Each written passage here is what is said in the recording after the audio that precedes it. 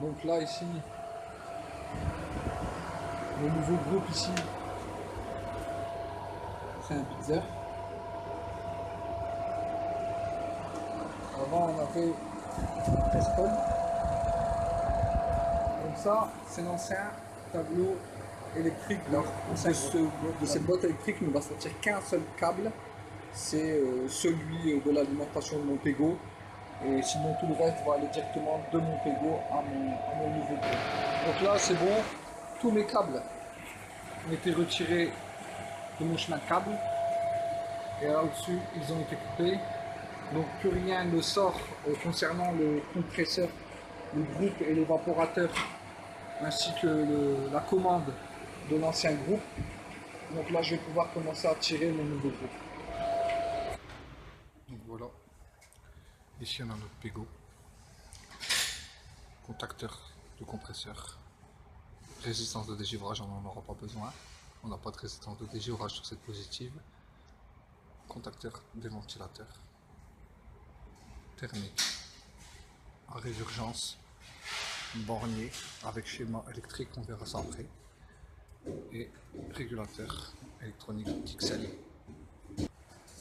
et des boutons on-off du Pego et l'éclairage.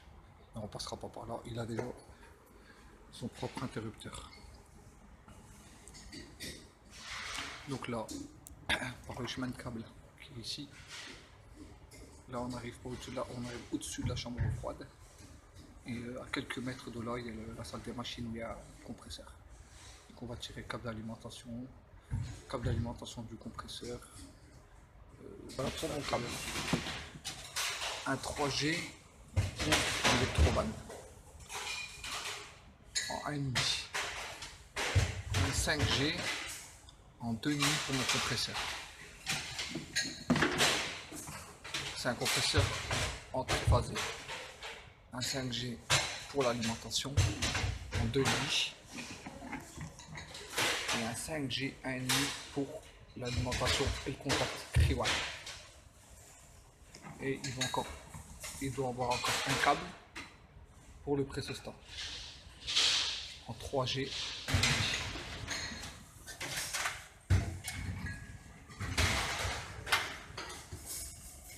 1,5. Donc là, ici, j'ai mes différents câbles qui passent au-dessus de ma chambre froide là, et qui vont derrière le mur en partant qui est là-bas. C'est mon groupe, la salle des machines.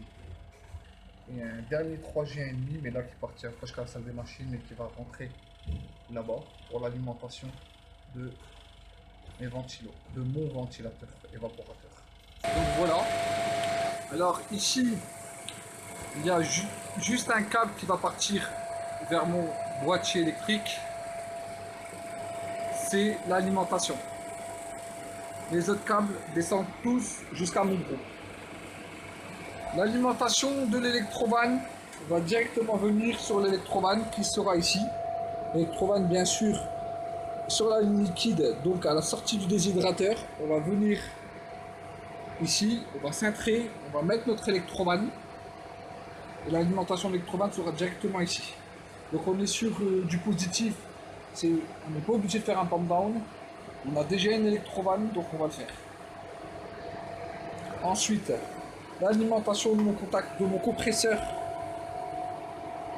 va venir là, triphasé sans neutre. Mais on a tiré un 5G parce qu'on a besoin d'un neutre. Donc le neutre, on va le mettre sur l'un des borniers. Ensuite, l'alimentation du Kriwan va venir ici. Et le contact Kriwan ici. Et bien sûr le ventilateur condenseur qui est là. On va prendre l'une des phases du compresseur plus le neutre. Plus le neutre qu'on va récupérer sur le bornier de notre Pego. Parce que notre ventilo, lui, est en monophasé. Notre ventilo électrique pour l'alimentation. Voilà. Donc je vais câbler tout ça et je vous montre ce que ça donne. Alors voilà, ici on est parti câbler nos différents câbles qui vont vers le groupe et vers l'évaporateur. Donc la puissance est directement câblée en dessous des contacteurs. Ça, c'est le compresseur. Ça, c'est le ventilateur évaporateur. Ensuite, on a les électrovannes, Pressostat, Kriwan, neutre. J'ai un neutre ici qui va vers mon groupe. Et l'alimentation, triphasé plus neutre. Donc ici, pour mon groupe, pour mon compresseur, j'ai besoin d'un triphasé sans neutre, mais j'ai besoin d'un neutre pour mon ventilateur condenseur. Donc ici, j'ai repiqué le neutre ici. Donc, je vais reprendre une des phases, plus le neutre pour mon ventilateur condenseur. Ensuite, je vais envoyer les sondes dans la chambre froide. Alors bien les repérer avant de les envoyer dans la goulotte. P1 et P2, je les ai intitulés comme ça moi. P1 et P2, P1 c'est la sonde d'ambiance et P2 c'est la sonde évaporateur. Une fois que je les ai repérés, je peux les envoyer dans ma goulotte par-dessus ma chambre froide et redescendre dans ma chambre froide.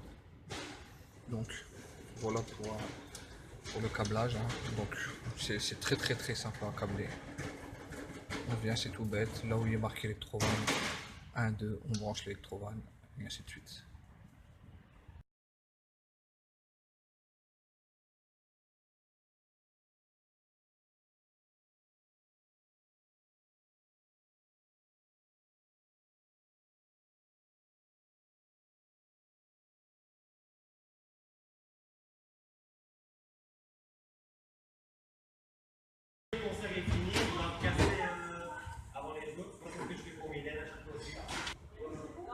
Il était en train de faire un jeu et ça on a téléphoné qu'il faisait une baisse de tension.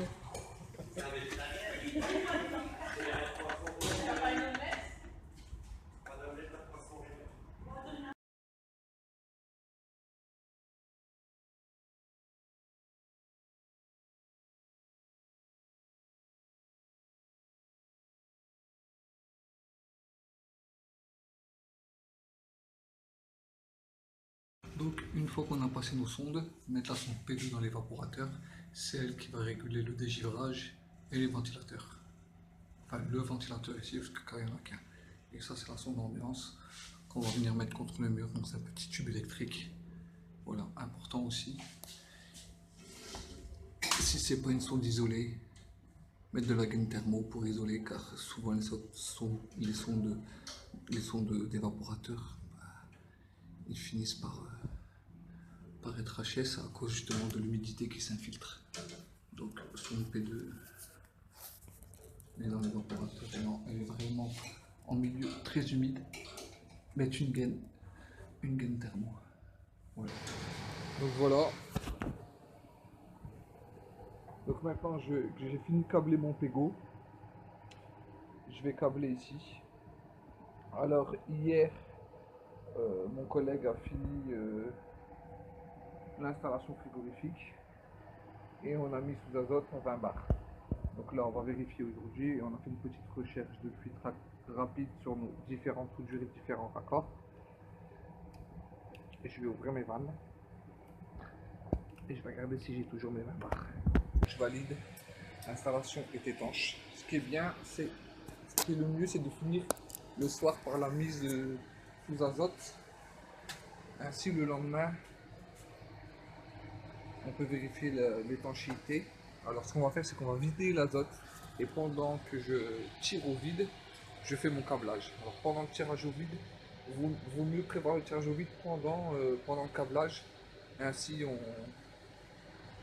on sait s'occuper pendant le tirage au vide. Donc là je vais retirer l'azote et je vais me brancher à ma pompe à vide et câbler. Donc là j'ai commencé par brancher mon alimentation. Donc j'ai pris le câble alimentation de mon Pego, je l'ai fait passer dans mon chemin de câble, ici, je l'ai fait redescendre et passer par un presse-tout. Je l'ai intitulé Alim Pego, donc important. Après ça, je l'ai complètement dénudé pour que il n'y ait que les fils. Je l'ai fait passer ici, là. et il vient se raccorder en mode général. Très attention, vérifiez l'absence de tension.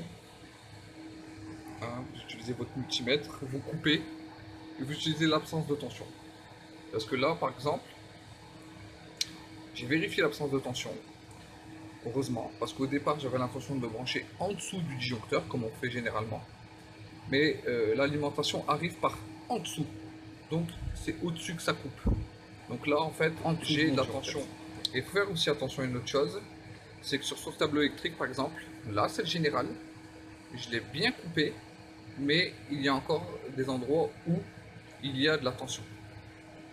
Hein, c'est-à-dire que c'est le général pour le tableau électrique pour les chambres froides, mais il y a d'autres choses qui sont alimentées dans ce tableau électrique et lui ne passe pas par ce général-là. Donc attention aussi. Alors là, et là, sur les autres, en l'occurrence sur les autres disjoncteurs, l'alimentation des disjoncteurs vient par dessus. Celui-ci venait par dessous. Donc, bien vérifier l'absence de tension. Alors, quand on se connecte aussi, on essaie de respecter un code couleur, hein, et qu'on respecte jusqu'au bout. Par exemple, moi, c'est par ordre alphabétique des couleurs. Alors, toujours brun, gris, noir. Alors, brun parce que ça commence par B, gris, G et noir, N. Et le bleu, bien sûr, c'est le neutre. Donc, et ce code couleur, je vais le respecter tout le temps. Dans mon Pego, je vais aussi respecter ce code couleur pour le branchement. Sur mon bornier compresseur, je vais respecter ce code couleur quand je vais brancher. Je respecterai tout le temps ce code couleur. Voilà. Et ici, la terre, je vais la raccorder avec les. Alors maintenant que la ligne est câblée, je vais pouvoir me concentrer sur le reste du câblage. Alors je ne sais pas si je l'ai précisé, mais avant d'envoyer tous mes câbles de mon Pego jusqu'à ma salle des machines, il faut bien noter les câbles, comme ici, là, je sais pas la lumière, ouais, alors pressostat. Donc bien noter les câbles d'un bout à l'autre. C'est-à-dire que ce câble-là, de l'autre côté de mon Pego, au niveau de mon Pego, il est aussi intitulé pressostat. Parce qu'une fois qu'on a une dizaine de câbles qui passent, 10 mètres plus loin, on ne peut pas s'y retrouver. Donc bien noter à quoi correspond chaque câble avant de les envoyer dans les chemins de câbles. Donc ça, c'est une organisation à avoir. Voilà. Et donc là, je vais câbler mon pressostat, mon électrovan, mon compresseur au niveau de la puissance et mon condenseur au niveau de la puissance. Donc voilà. Donc on va peut-être commencer par expliquer l'électrovan qui a été récupéré de l'ancienne installation. Donc c'est pour ça qu'il y a un câble qui sort. Donc ici,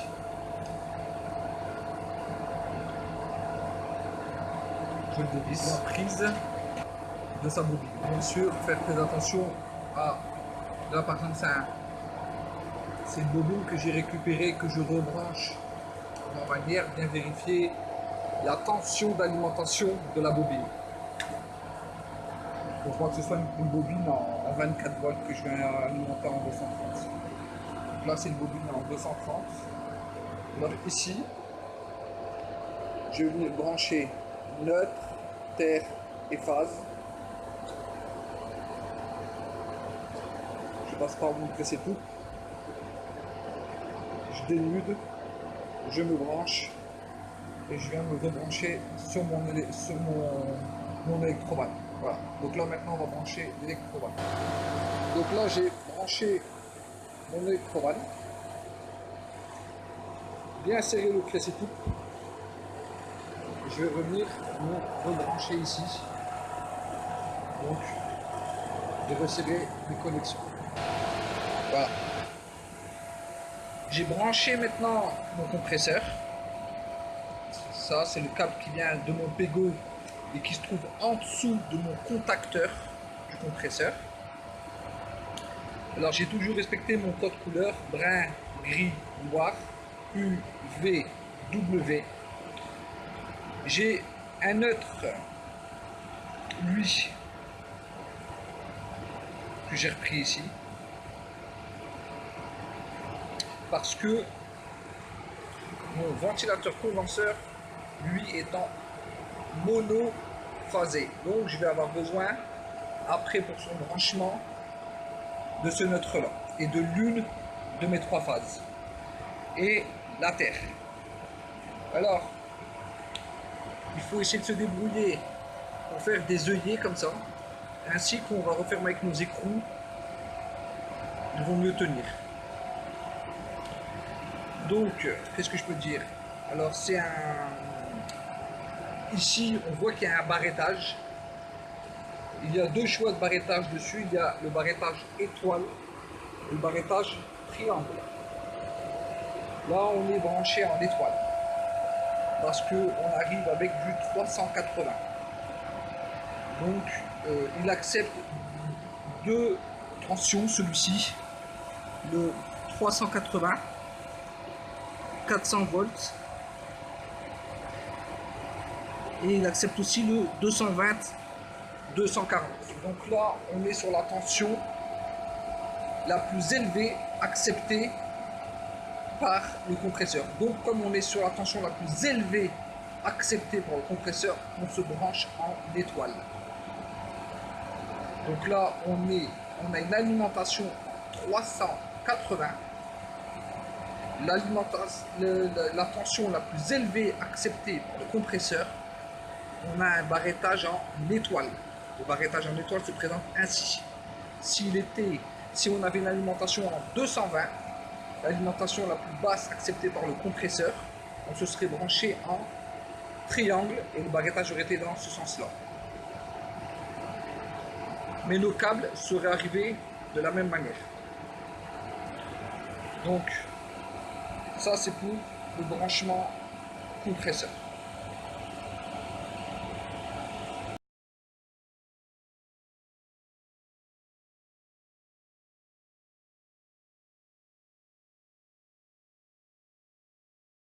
Alors là maintenant, je viens alimenter le ventilateur condensateur. De ce type de ventilo, il y a deux fils qui passent.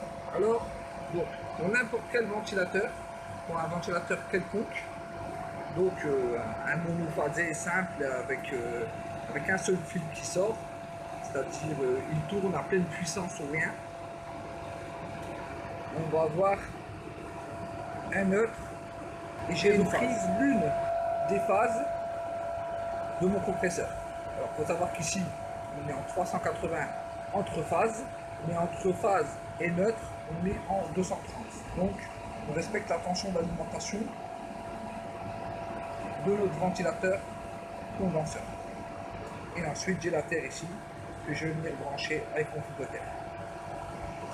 Alors en plus sur ce type de ventilo, il faut savoir qu'il peut être régulé par un pressostat. Alors c'est un pressostat qui est spécifique, donc où on vient brancher ces câbles rouge, jaune, blanc et bleu. Donc avec bien sûr, il est toujours fourni une notice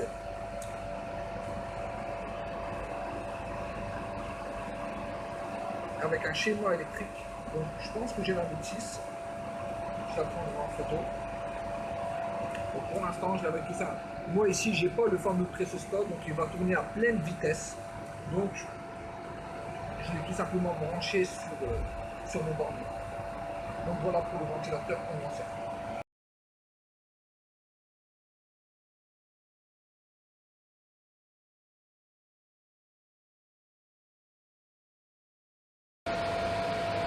Voilà mon Kriwan. Alors, ici, j'ai fait venir un câble de mon Pego en 5 fois 1,5. Donc, je vais avoir l'alimentation de mon Kriwan et son contact. Le Kriwan est une sécurité thermique. C'est un petit peu comme un Clixon. Alors, le branchement du Kriwan, la sécurité thermique. On vient brancher la phase, le neutre, et on vient brancher notre commun, et on vient brancher sur le 14, normalement ouvert. En fonctionnement normal, la tension passera pour alimenter le contacteur compresseur, hein, la bobine du contacteur. Et s'il y a un problème thermique au compresseur, ce contact va s'ouvrir. Donc c'est une sécurité. Donc,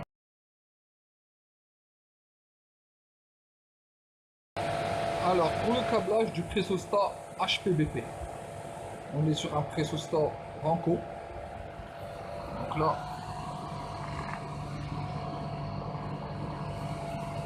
je suis venu me brancher sur le contact 1,4, normalement fermé. Et de là, je pars à mon pégo sur le bornier prévu à cet effet. Donc lui, il est monté en série avec le reste des sécurités comme le Kriwan pour l'alimentation de la bobine du contacteur du compresseur. Donc il sert à la fois là de sécurité mais aussi de régulation. C'est-à-dire qu'il va couper en HP en sécurité s'il y a un problème de haute pression, mais il va aussi couper en basse pression quand on sera arrivé en température et que notre bobine d'électrodrame sera fermée, que notre compresseur tirera au vide et à une pression réglée, il coupera en régulation, tout simplement. Donc il y a un petit schéma électrique qui se trouve à l'arrière. Donc là, je suis branché sur le normalement fermé, le 1,4. Ainsi, quand je suis en demande, la tension est passante. Et s'il y a un problème de haute pression, mon contact 1,4 s'ouvre, on coupe le contacteur et on coupe ainsi l'alimentation du compresseur. Et si j'ai un problème de basse pression ou que je suis en régulation pump down et qu'on est arrivé à température, on coupera en basse pression et le contact 1,4 s'ouvre. Et dans ce cas-là, on coupe l'alimentation du contacteur et ainsi l'alimentation de notre compresseur. Donc pour le branchement de mon ventilateur évaporateur, j'ai fait passer mon câble ici, que je fais passer dans un tube pour venir joindre ma boîte d'alimentation prévue à cet effet. Donc mon ventilateur est déjà pré-câblé, je viens brancher phase, neutre, éther.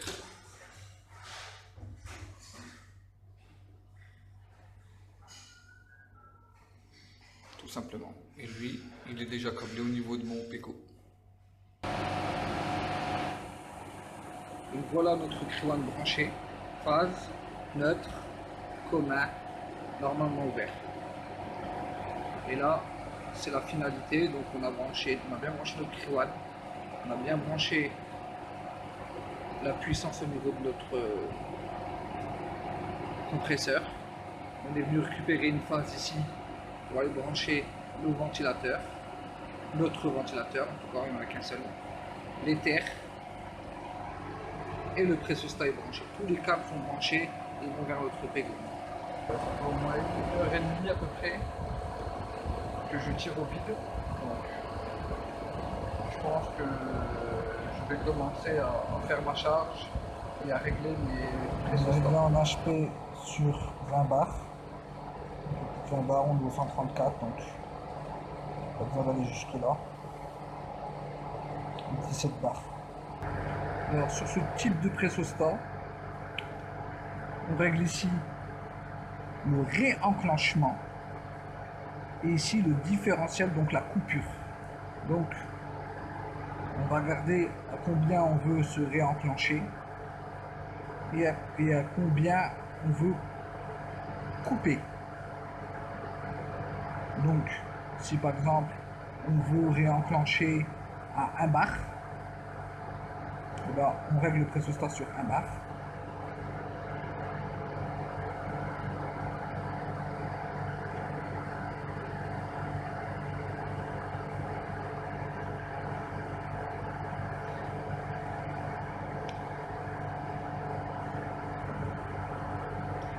Et si on veut couper à 0,5 bar, ben on sait que la différence entre 1 bar et 0,5 bar, c'est 0,5.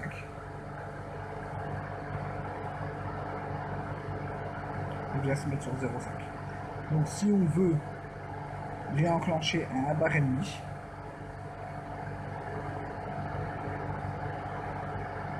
on se met sur 1 bar et demi.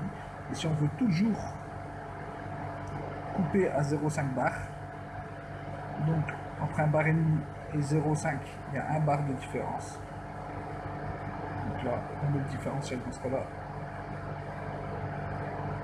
sur 1 bar. Donc voilà, ça fait maintenant 2 heures que je tire au vide. Donc je vais arrêter mon tirage au vide. Je vais fermer le flexible.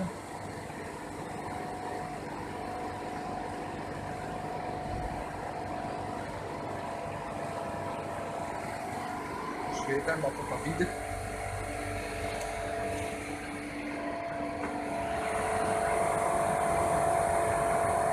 Retirer mon flexible. Je vais peser ma bouteille. 134.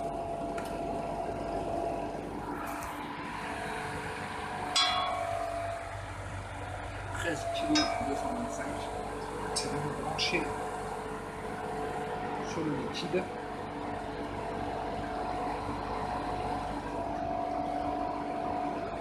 La balle.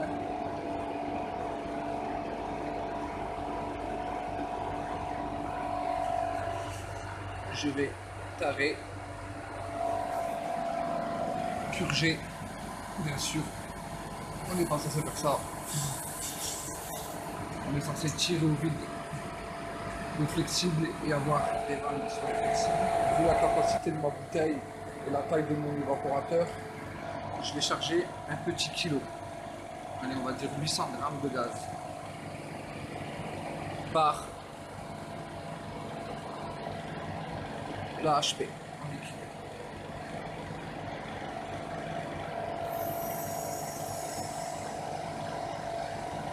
Donc voilà, il faut savoir que le gaz là ne va pas aller à mon évaporateur car on a une électrode. Donc là je ne suis chargé que 365 grammes. Je vais faire ma bouteille et mon manomètre, je l'ai fermé car ma bouteille liquide était dehors dans la camionnette et ici dans la salle il fait très chaud, donc on va la charger, donc c'est rien, on va charger avec le compresseur en fonctionnement par l'aspiration tout doucement. Donc là, maintenant que j'ai fait une petite précharge, je vais aller régler mon régulateur et puis ensuite on va commencer.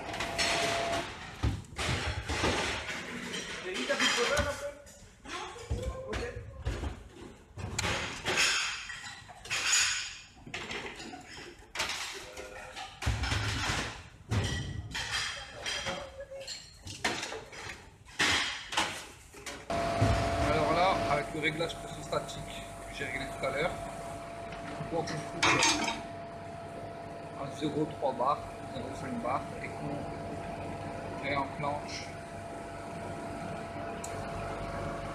à 1 bar. Donc moi ça me convient comme voilà. Ça me convient, donc je vais faire ma charge en gaz.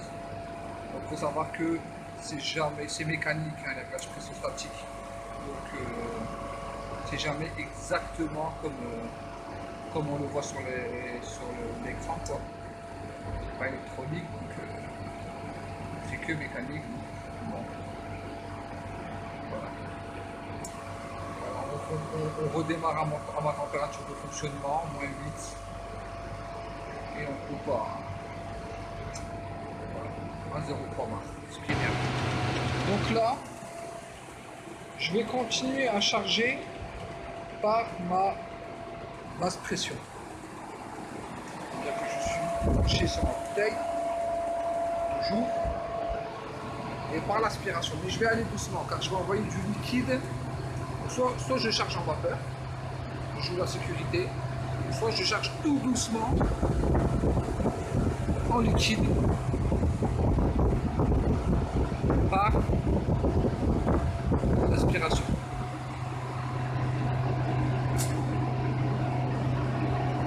Alors, comme d'habitude, pour charger, on garde les pressions et la surcharge. Plutôt le sous-refroidissement. Et on regardera la surcharge pour que les détendeurs. Donc là, on est à 38,8 degrés en bonne pression. Il y a 35,7 centimes de condenseur. Donc on a un sous-refroidissement de 3 degrés Kelvin. On est à moins 4,4 boules encore un peu.